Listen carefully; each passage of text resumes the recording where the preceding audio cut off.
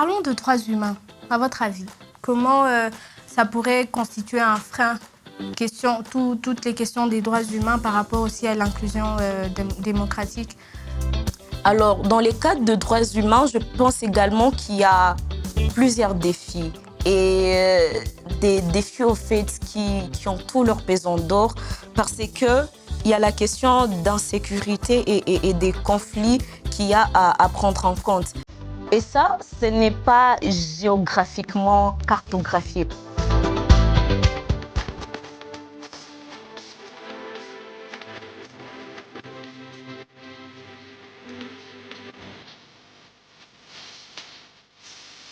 Bonjour et bienvenue dans notre 10e numéro de Citizen Voice Lab podcast.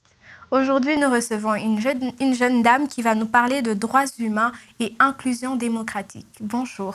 Bonjour, madame. Est-ce que vous pouvez vous présenter? Bien sûr. Je suis Apolline Chungu. Je suis étudiante à l'Université de Goma en faculté de droit, artiste slameuse et activiste humanitaire. Merci Apolline et bienvenue encore. Merci beaucoup. Alors, Apolline, comment définirez-vous le concept de démocratie inclusive, surtout dans le cadre des droits humains? Ok. Alors, je pense qu'il faut partir d'une compréhension claire de ces deux mots.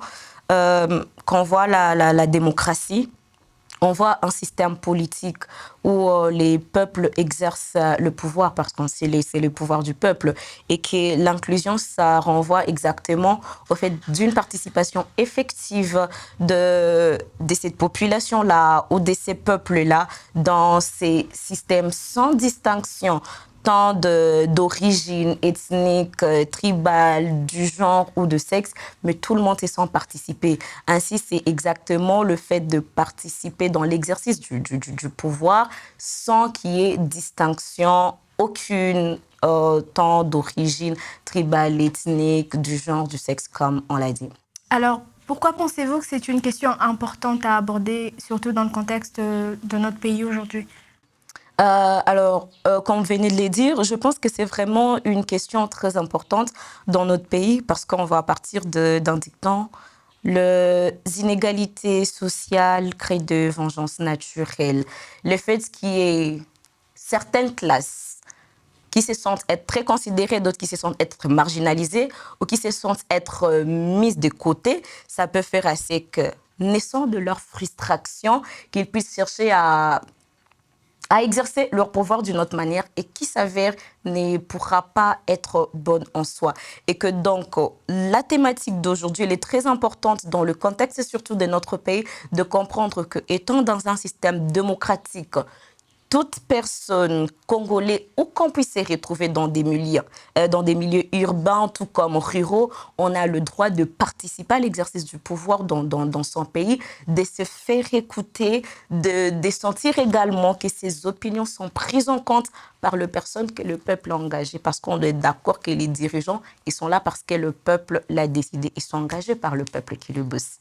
Et tu penses qu'il y a des obstacles ou des défis majeurs aujourd'hui qui entravent à l'inclusion démocratique en Afrique ou encore en RDC? Alors, sur le cadre de l'inclusion, je pense que oui, il y a des défis. Et particulièrement, une question de volonté, je pense. Parce qu'il y a, pour plusieurs éléments, vous allez vous rendre compte qu'il n'y a qu'une volonté politique qui manque. Parce qu'à un moment, j'aurais bien voulu parler des infrastructures, parler de l'impraticabilité des routes. Par conséquent, les routes doivent être construites pour que le peuple se sente en fait être lié malgré où on se retrouve. Mais tout cela, on va se rendre compte que c'est parce qu'il n'y a pas une volonté, parce qu'on peut poser la question, qu'est-ce qui manque pour que les infrastructures soient construites? Est-ce que c'est le budget qui manque?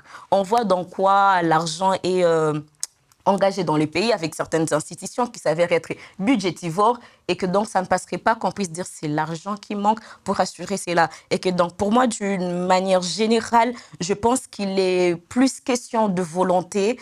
Il y a également cette question d'assurer la primauté des intérêts personnels.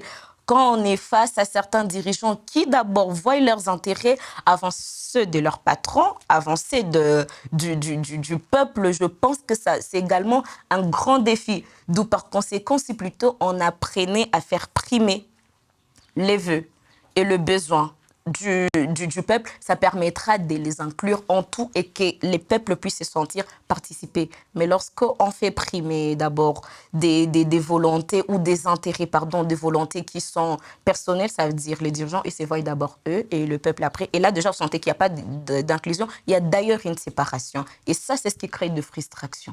Et parlons de droits humains, à votre avis. Comment ça pourrait constituer un frein toutes les questions des droits humains par rapport aussi à l'inclusion démocratique? Alors, dans les cadres de droits humains, je pense également qu'il y a plusieurs défis. Et des défis, au fait, qui ont tout leur pesant d'or, parce qu'il y a la question d'insécurité et des conflits qu'il y a à prendre en compte. Et ça, ce n'est pas géographiquement cartographié. Ça se passe partout à travers le monde. Parce qu'on ne devrait pas se dire que cette situation-là, ce n'est que peut-être celle de l'RDC. C'est de l'RDC, c'est d'Afrique, c'est du monde entier.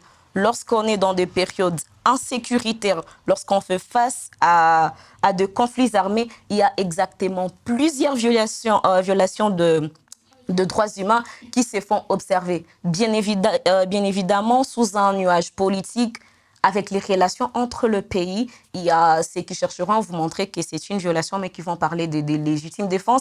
Quand on voit des guerres telles que c'est celle qui s'est passée en RDC, si on va loin de notre continent, la guerre israélo-palestinienne ou entre la Russie et l'Ukraine, on voit la Russie bombarder une maternité à Mariupol et ça ne dérange pas.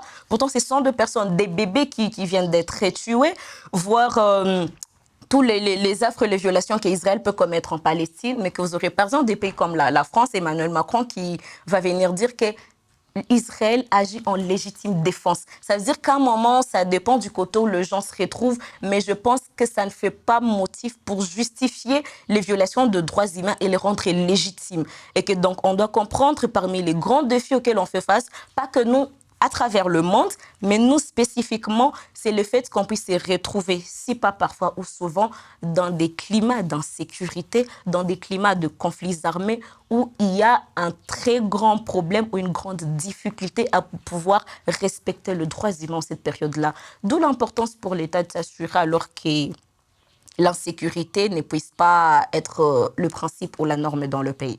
Alors, en quelques mots, est-ce que tu peux nous parler de principes qu'on peut mettre en œuvre justement pour consolider cette inclusion démocratique et le respect de droits humains, surtout aujourd'hui à l'ère du numérique? Alors, je pense que le numérique, c'est une voie très importante pour nous, pour nous aider.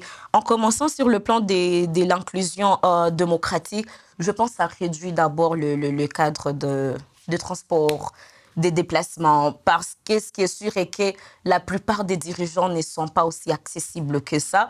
Et que là où ils se trouvent, ça ne veut pas dire qu'ils sont les plus intelligents. Donc, ils ont toujours besoin d'écouter ou d'apprendre d'autres personnes qu'est-ce qu'ils peuvent faire pour comprendre le besoin exact que la population a. Et que donc, on peut utiliser les numériques pour permettre au peuple de s'exprimer. On peut avoir du mal à le faire arriver dans leur bureau pour qu'ils les écoutent, mais ils n'auront pas de justification parce qu'il y a une plateforme qui peut être là. Il y a le numérique qui est là, qui permet même à 2000 km de pouvoir écouter ce que les citoyens ont dit et afin de pouvoir en tenir compte et d'en décider. Tout de même pour le cadre de droits humains, moi, je pense que le premier aspect serait celui d'en parler pour que le peuple les sache. Parce que c'est ça la question majeure. Il existe des droits, mais est-ce que le peuple sait qu'il y a ces droits-là qui existent? Et que donc, on peut utiliser les numériques dans le but d'abord de porter à la connaissance de la population ou du peuple l'existence de ces droits-là afin de les savoir. On ne sait pas revendiquer une chose dont on ne sait pas, même si on mérite. En parlant du numérique, justement, on est dans une plateforme... Citizen Voice Lab podcast où justement on a l'occasion de discuter de ce genre de questions où le citoyen, en utilisant la technologie, peut s'exprimer. Que pensez-vous de cette initiative? Non, je pense que c'est une initiative très importante et très opportune à l'ère actuelle du numérique et particulièrement dans notre pays. ça prouve qu'on est en train de se mettre à jour avec l'évolution technologique et numérique. Et comme je l'ai dit, ça facilite d'ailleurs la tâche aux dirigeants, mais également à la population, à sachant que peu importe où on se trouve, on peut se sentir participer activement dans l'exercice du pouvoir que nous revient en tant que peuple au travers de la plateforme Citizen Voice Lab. Donc, c'est une occasion de donner le voix où il n'y a pas de distinction. Parce que vous êtes une femme, vous êtes un homme, parce que vous êtes de telles tribus ou de telles ethnies, parce que vous êtes ceci ou cela. Rien de tout cela. Il vous suffit d'être congolais pour parler, être écouté. Et là, je pense c'est donc une plateforme qui d'ailleurs met en pratique ou en exercice ces droits de la population de pouvoir exercer son pouvoir et de se sentir être inclus dans le politique de sa nation. Merci beaucoup, Apolline, pour ton temps et pour avoir été là. Et merci à vous tous de nous avoir suivis. Nous sommes à la fin de ce numéro et à très bientôt pour des prochains numéros.